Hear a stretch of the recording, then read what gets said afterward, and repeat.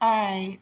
Happy Thanksgiving Eve to those of you who actually observe Thanksgiving holiday here in the United States of America. Otherwise, if you do not observe that and you are not in the United States or whatever the reason, just greetings, welcome, and thank you for joining.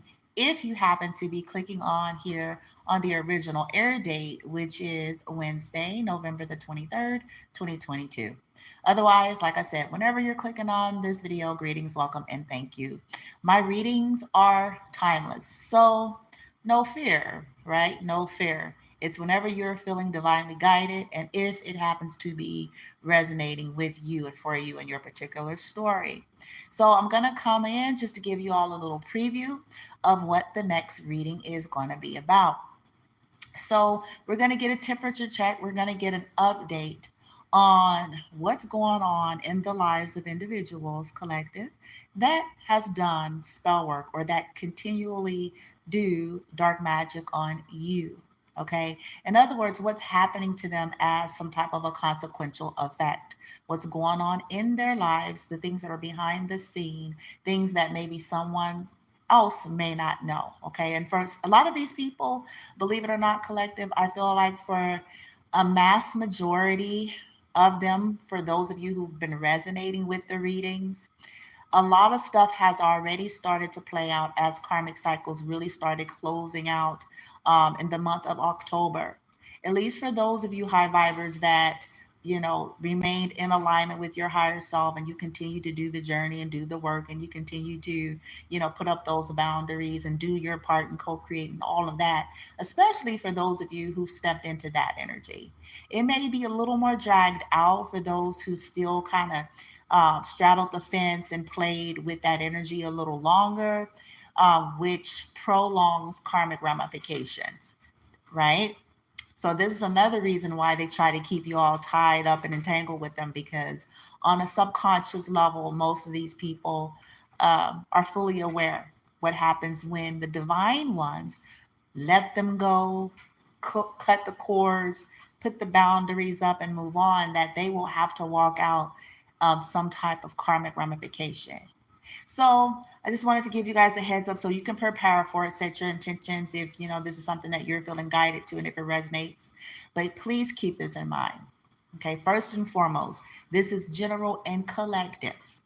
Okay, so it's usually a little bit mixed energies. Also, keep in mind just because it is a reading, don't mean it's yours, don't mean that it's for you. Okay, and also keep in mind it's for all zodiac signs, masculine and feminine energies, and for past, present, and or future, depending on where people are in a timeline.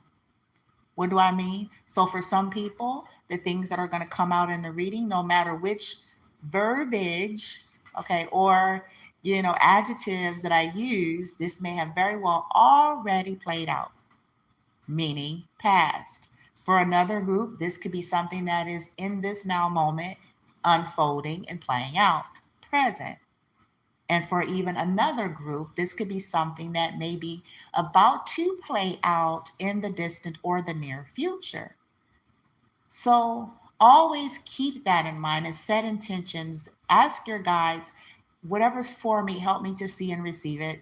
And whatever is for me, as I hear it and receive it, show me how to apply wisdom as it pertains to me.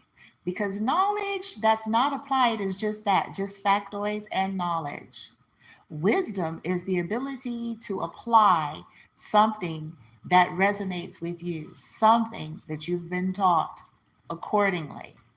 So I'm really going to start encouraging you all, no matter who you are, if you're coming onto my videos divinely guided, that each time you're setting some kind of an intention so that this is serving you in a high vibrational way beyond, just getting the satisfaction of hearing it, which is fine, but it can become addictive and it can stagnate your life if you're not doing what you're being guided to do, because now is the point of attraction and you hold the power to change and transform your life, no matter what Joe Schmo or Josephine Schmo outside of you choose to do or not do. Okay.